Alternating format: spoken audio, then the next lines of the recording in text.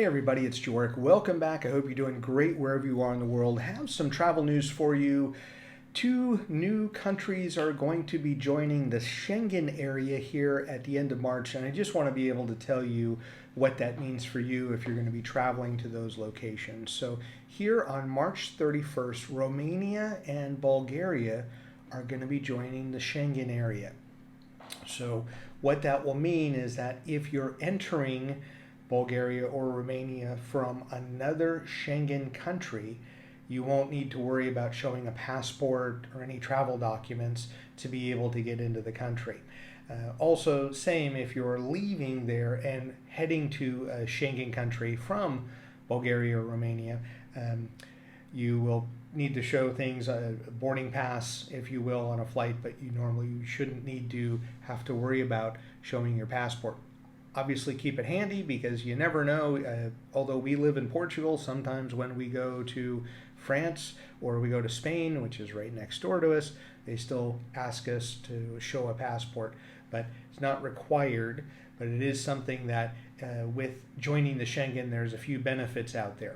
Now, I want to make sure that as you're thinking about going there, or maybe you haven't, if you're going to go, they have not adopted the euro yet. So if you're thinking, okay, well, Schengen means euro and it'll be easier from a financial standpoint for transactions, that's not the case. So you will need to either go to your bank and get money for Bulgaria and Romania, or just use your credit card when you're there, or get cash from a bank when you're in one of those two countries. They're both beautiful countries, still somewhat under the radar, if you will.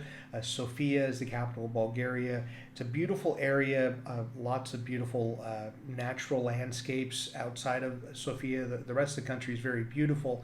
Not a lot of tourists have gone to Bulgaria. As well as Romania, you have Bucharest, which is an amazing, from an architectural standpoint, amazing city. There's some beautiful area in Romania as well. The hope is by joining the Schengen that there will be tourism that comes from it that both of those countries will benefit from.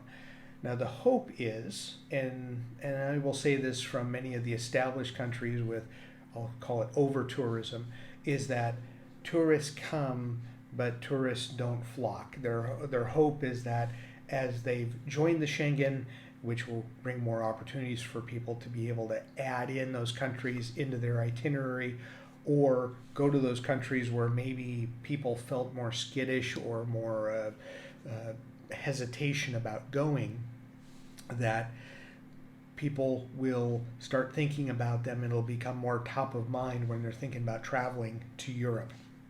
Now, of course, the opposite or the downside of that is that prices may start to increase.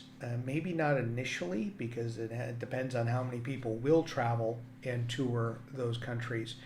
But what you might see are things like short-term accommodations, the Airbnb, the VRBO, hotel prices, those starting to increase. As they build up more attractions, things like Get Your Guide and Viator, those places where many people grab day tours and things like that, those might creep up in price. As well as things like restaurants and cafes, those places might start adding more. As they're seeing more business come in, they may keep prices the same, or they may increase them a little bit. Now, if you've never been to those countries before, you won't necessarily feel it because you won't have a reference point. Well, I was there 10 years ago and now what it's like now. But it is something to be able to plan for. Those countries, usually Bucharest and Sofia, capitals of each of those countries, Romania and Bulgaria respectively, are typically more affordable than, I'll say, some of its Western European counterparts in capitals. So if you're able to go here and explore these areas and get more into the eastern half of Europe, it will benefit you, meaning you'll be able to go many places that, let's say, friends and family don't know about or haven't explored.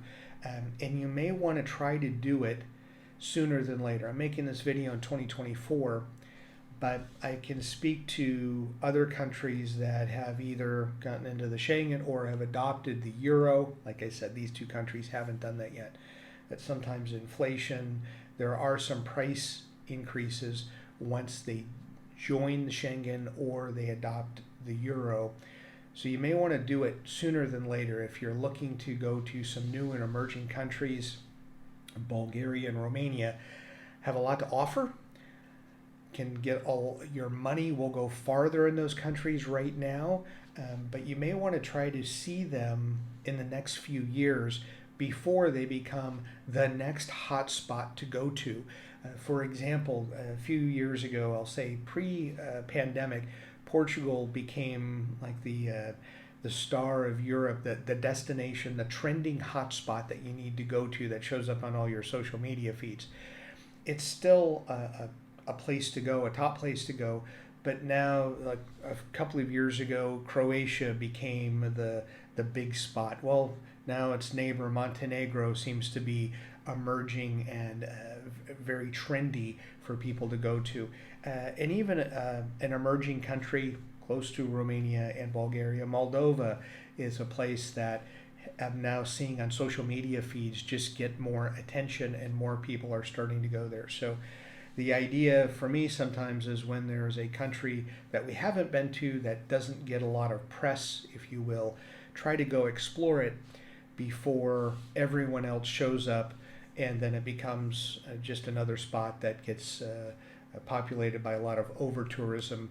And then there's a lot of negative complications that can come from that. So Bulgaria, Romania, joining the Schengen here at the end of the month, go explore, go see these places, go live and enjoy an affordable vacation in these spots before the rest of the world finds out about it and explores it. So as always, thank you so much for taking the time to watch the channel and enjoy your travels.